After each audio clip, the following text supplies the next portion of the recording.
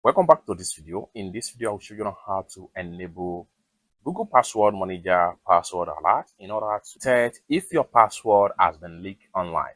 Let me show you how. The very first thing you want to do is to head over to your phone settings. So I'm going to go ahead now and click on settings right here. Next thing you want to do is to scroll down right here. Go ahead and click on Google right here. Proceed with your Google account. Go ahead and click on Google account.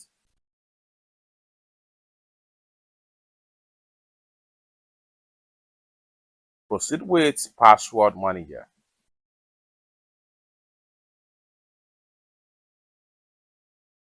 Go ahead and click on settings right here. Now you are here. Make sure you turn on this particular button right here. Once you turn this on, Google will notify you when your saved password are found online. And this is one of the best ways to protect your password on Google account. It's that simple.